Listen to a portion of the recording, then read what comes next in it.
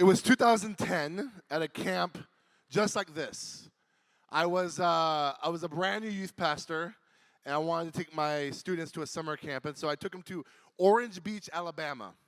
And the reason why I chose this specific camp was because they had a morning session and an evening session just like we do here, but in the middle, instead of having like rec and all these electives, it was just pure free time to go to the beach and swim in the ocean.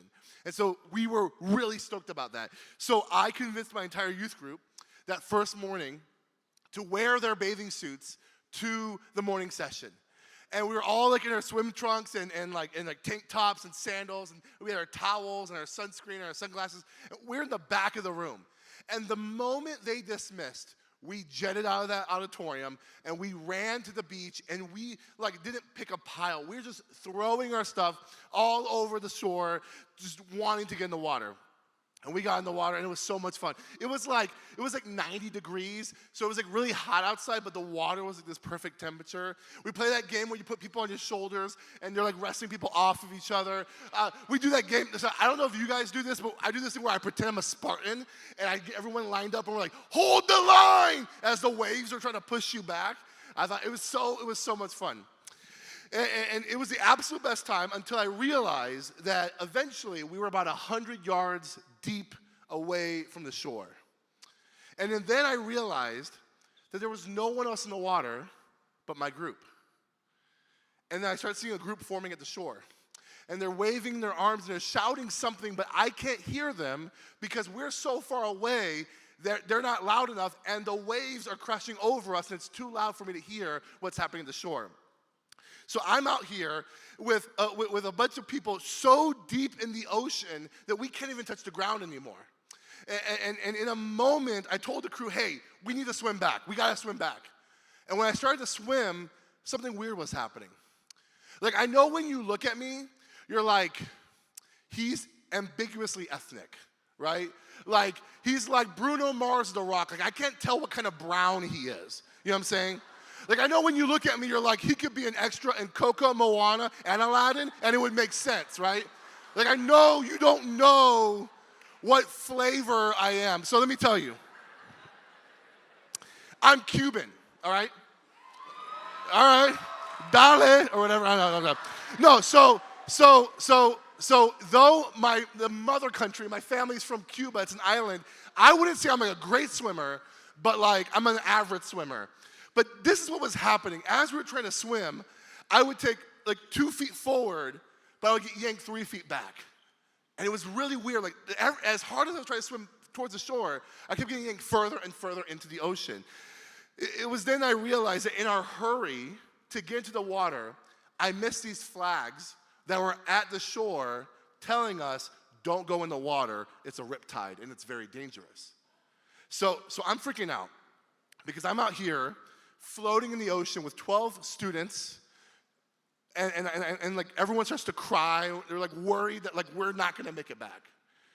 I was debating about telling you this, but since so many of you guys are from Florida, I feel like I have family here, so I'm gonna tell you this part of the story that I don't tell many people, all right? All right. So there's this, one of the people on our team is a freshman girl. She's like 70 pounds soaking wet. She was a very tiny girl. And she had an inner tube around her. And I was trying to be a good pastor. I was holding the inner tube as I was trying to swim to shore, but it felt like she was holding me back, like the inner tube was like pulling me deeper into the ocean. And so I looked at her, I looked at the shore, I looked at her, I looked at the shore, and I said, I'm sorry. And I started swimming away, and she was like, Frank.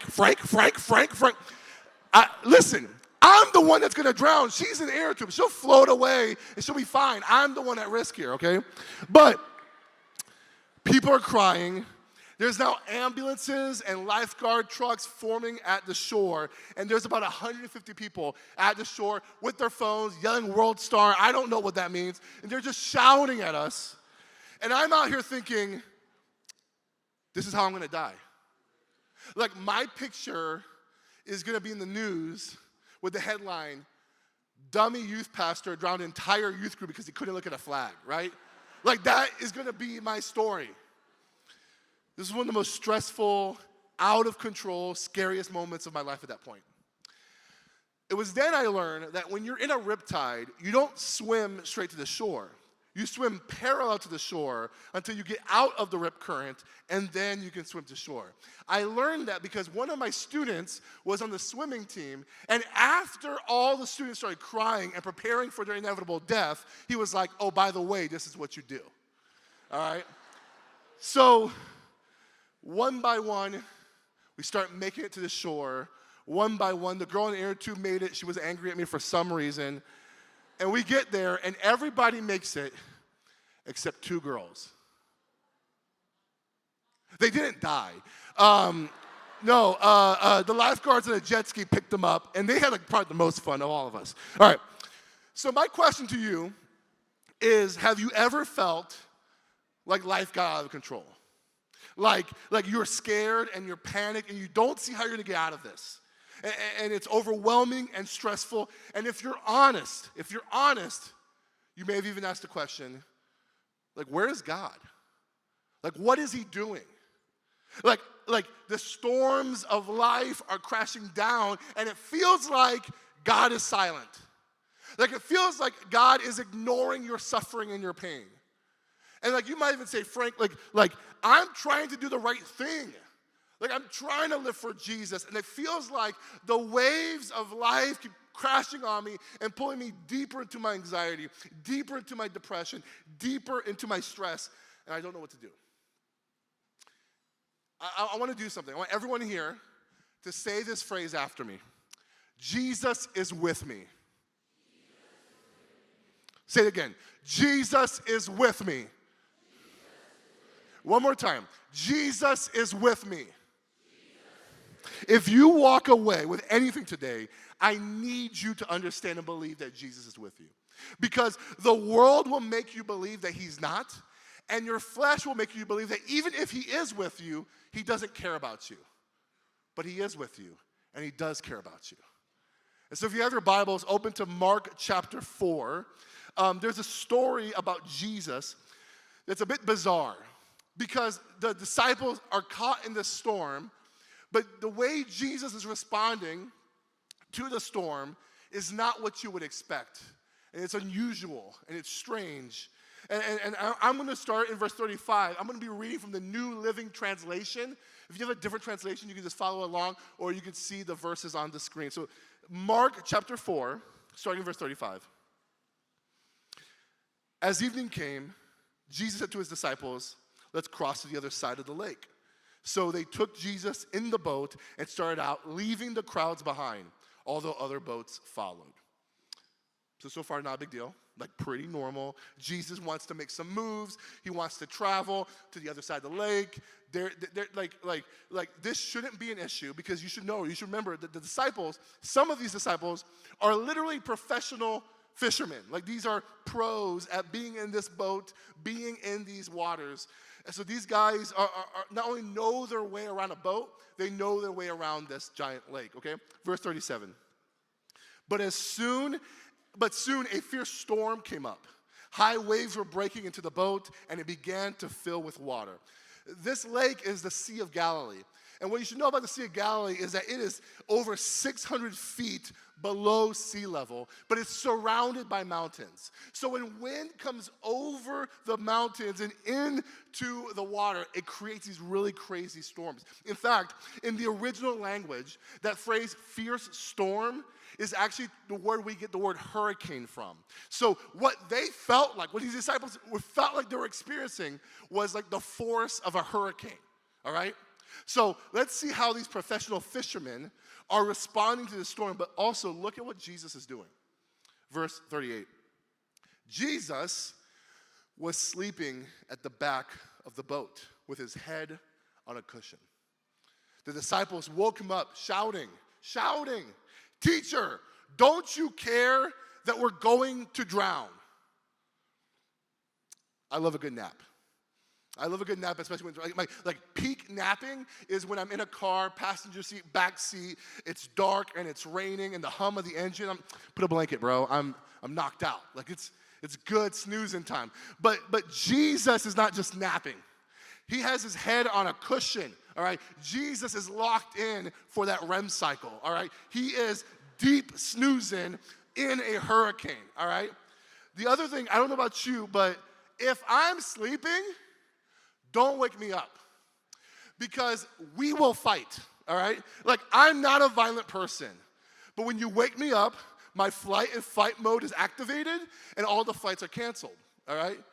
Like, you'll get these hands, unfortunately, because I get startled and spooked, and so I will swing, all right? Good thing Jesus is not like me, because the disciples decided to wake him up. They say, "Teacher, don't you care that we're going to drown?"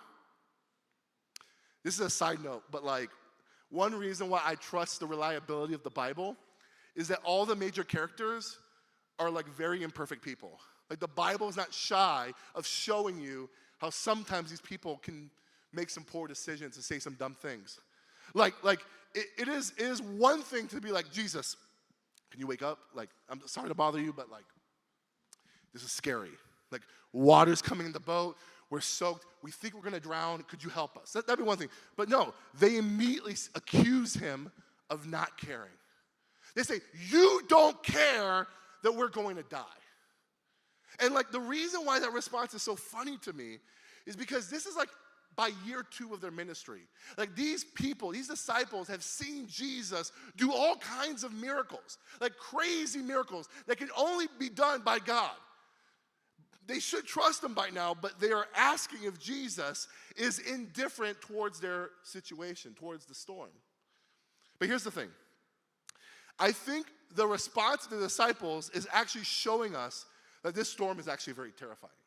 Like, if these are professional fishermen, these are experts, and they're scared, then this is a very scary storm. And they believe if they have fear, Jesus should be afraid too. But Jesus is not matching their emotions. Jesus is not matching their feel. It feels like Jesus would rather sleep than bother to wake up and try to keep us alive. Before I move on to the verse, there's 3 things about storms that I think run parallel with kind of the storms in our life. The first thing is this: storms are unpredictable. Like, storms happen and you can't control it, and it shows up when it wants to, right? Like, in the same way, the storms of your life are unpredictable. No one schedules a cancer diagnosis. No one plans on getting betrayed by a friend. The storms of life happen and you can't plan it or predict it. The second thing is storms are amoral. For something to be amoral, it means that it's neither right nor wrong or good or bad. Like, it doesn't happen because someone did something good or bad. Like tornadoes wreck whole towns, and it's not because that town deserved it or it did something to bring that tornado there. Storms don't care who they hit. And sometimes when you're going through the storms of your life, you didn't necessarily do something wrong to go through that hard time. It's not your fault that your parents got a divorce. It's not your fault that you were born with that health issue. Sometimes we feel like the storms in our life are punishment for things that we've done. But the reality is the storms are sometimes just the effects of living in a fallen world. And the third thing is that storms are revealing. Storms reveal the integrity of your roof. Storms reveal the integrity of your house. It reveals if there's leaks in your foundation. You saw how the disciples respond, right? They started freaking out. Prior to the storm, the disciples would be like, "Yo, Jesus, wherever you go, we got your back. We'll ride or die. Like, we got you no matter what." But now the storm's hit, and they're like, "Jesus, you don't care about us. Like, you forgot about us. You rather sleep. You don't care." The storms of your life show you what you really believe about Jesus. A saving faith is a faith that will be tested. And your relationship with God is most seen when you go through the storms of life. When the storms of life cause damage, what is left is the reality of your relationship and what you believe about Jesus. And right now, the disciples are scared and upset at Jesus because he's asleep. They think he doesn't care, but look at what Jesus does in verse 39. When Jesus woke up, he rebuked the wind and said to the waves, "Silence, be still." And suddenly, the wind stopped, and there was a great calm. Where I come from, we call that a flex, all right? Jesus, in a few short words, stopped the storm. The wind stopped blowing and the waves stopped crashing. The reason why Jesus is not bothered to wake up is because he knew the situation was never out of his control. He knew that this storm was always more of a teaching illustration than it was a natural disaster. Colossians tells us exactly how we are to understand how Jesus feels or what kind of control he has in the storm. Colossians chapter 1 verse 16 says, "For by him all things were created in heaven and on earth, visible and invisible, whether thrones or dominions or rulers or authorities. All things were created through him and for him. And he is before all things, and in him all things hold together." The last part is like the craziest part to me. Like, Jesus holds all things together by his hand. Like, the reason why this world is not spinning into chaos is because Jesus is holding it all together. So that means Jesus, while he was sleeping, was able to control the intensity and the power of that storm from his sleep. Like this is why he's asleep. He knew no one was in danger because he was in complete control the entire time. And when he woke up, in a few short words, it all ended because Jesus has that kind of power and authority over his creation. But it wasn't the storm that woke up Jesus.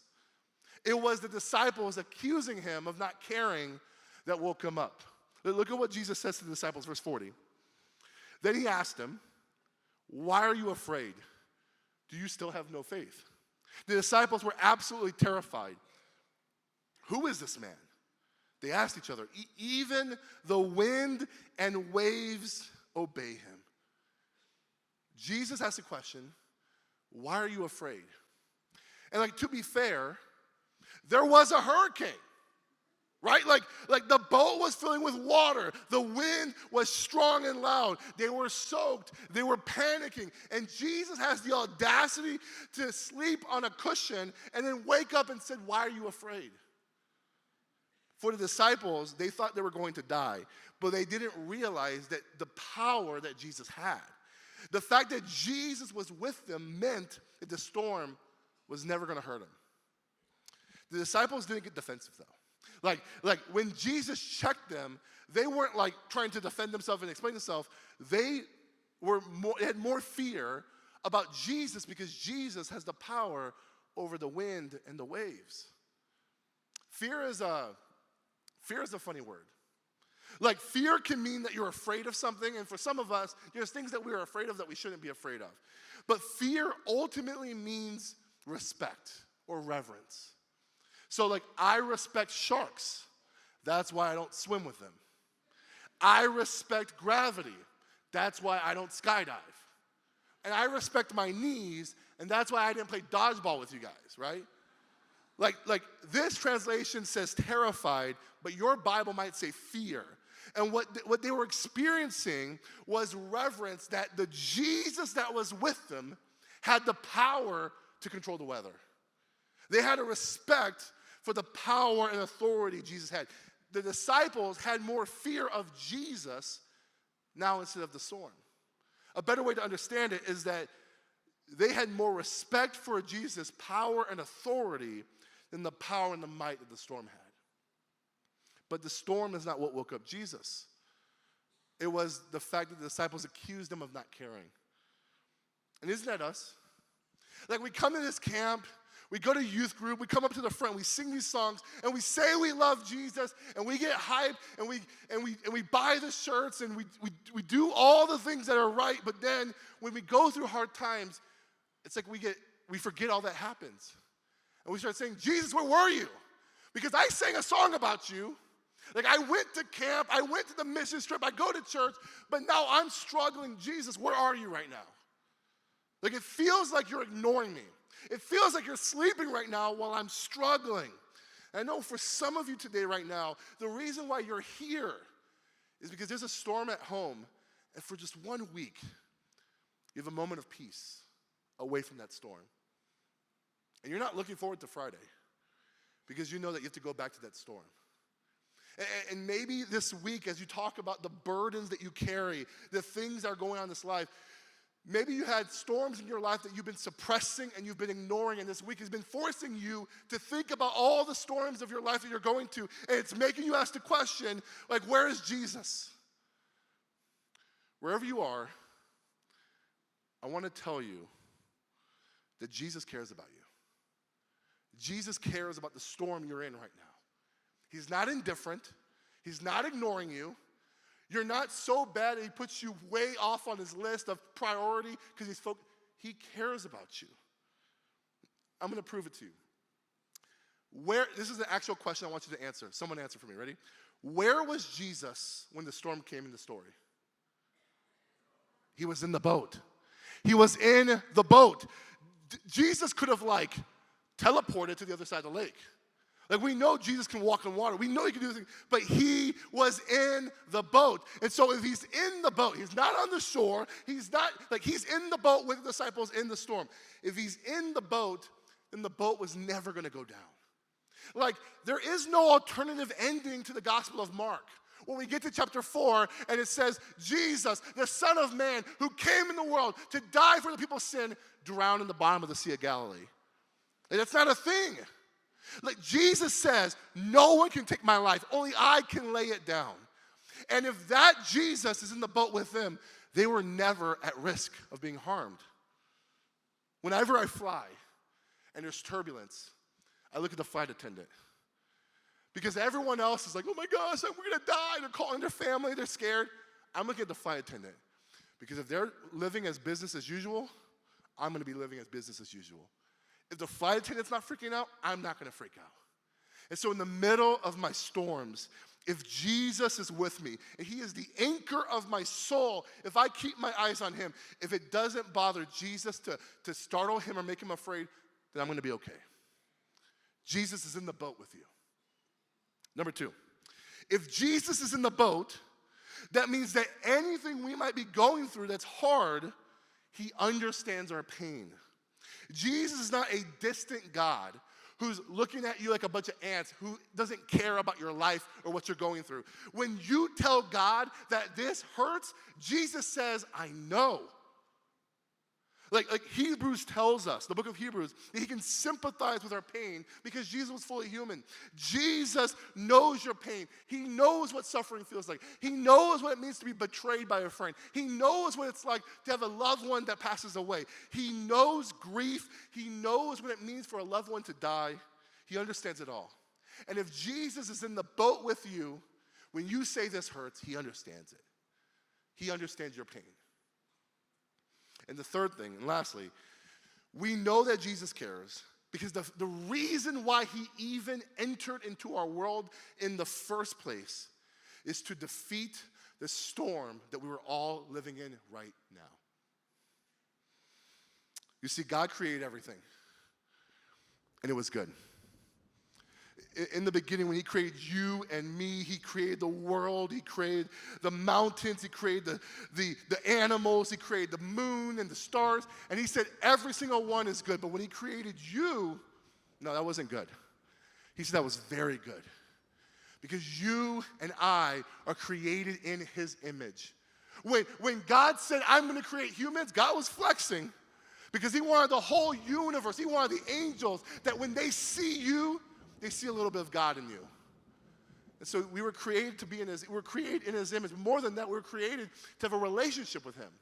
You and I were to be so close to God that we can literally walk with him and know him and have a deep, beautiful relationship with him.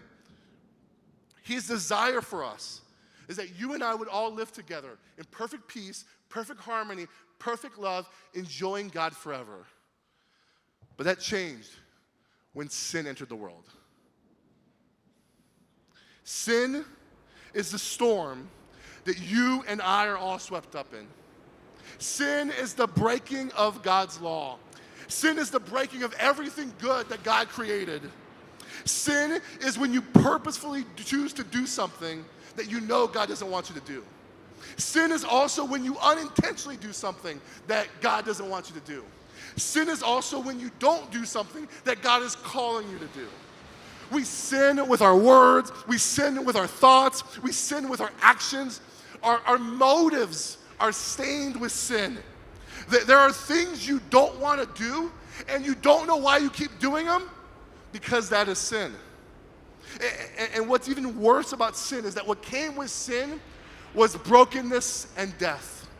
The reason why tornadoes wipe out homes is because this world is broken because of sin. The reason why people are going hungry tonight in the streets is because this world is broken by sin. The reason why people have cancer, infections, heart attacks is not because they deserved it or they did something wrong, but because our bodies are broken because of sin. The reason why some of your families are broken up because of divorce is because of sin. The reason why you have broken friendships is because of sin. The reason why some adults that you have trusted have betrayed your trust is because of sin. Some of us are addicted to pornography or drugs or alcohol because of sin. And the reason why 2 months ago I stood by my mom's hospice bed, seeing her take her last breath, and her heart beat one last time, is because we live in a world where sin has broken us, and what came with sin is death. And because of sin, you and I are all going to die one day. But worse than that, our relationship with God has been broken. God is holy, and because of our sin, our relationship has been ruptured and broken. But God cares for you too much to leave you in your sin.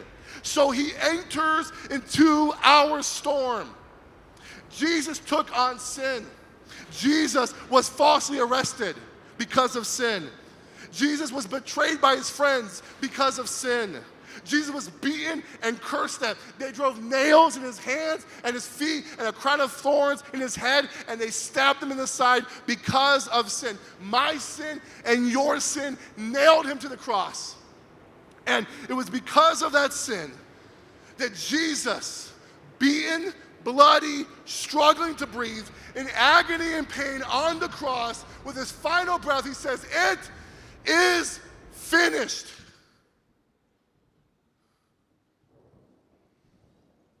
It was in that moment the storm of sin and death was defeated. Like the rain and wind, it had to submit to the words of Jesus.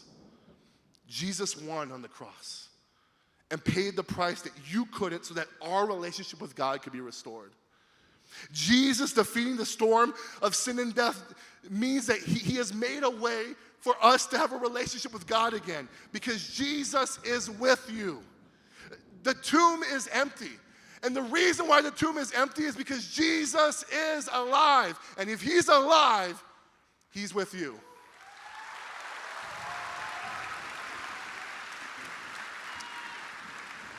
The reason I know that Jesus cares about you right now, the reason why I know Jesus cares about the storms of your life that you're in right now, is because he defeated the biggest storm of your life.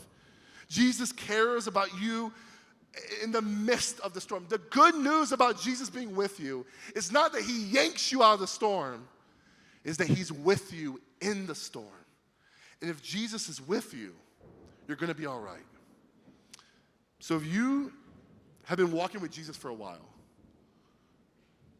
know that Jesus is with you in the storm. He is so much bigger, so much more powerful than whatever storm you're facing right now. And so rest in the power and authority that Jesus has in the midst of the storm. And if you're here today and you're not a Christian, you're curious, you're interested, you were dragged here by your parents, I don't know. But if you're here today, I want you to look at me. Jesus is standing in front of you. He is the God that the winds and the seas obey. But more importantly, he is the God that defeated the storm of sin and death in your life. And he wants you to be able to say that Jesus is with me. So CIY Move, I want you to do me a favor. Everyone say, Jesus is with me. I want you to say it a little louder. Jesus is with me. Guys, this is a Pentecostal university. People have been loud in this room. So I want you to get as loud as you can and shout, Jesus is with me. And if Jesus is with me, Jesus with you, and if that's true, then we can rest in the storm.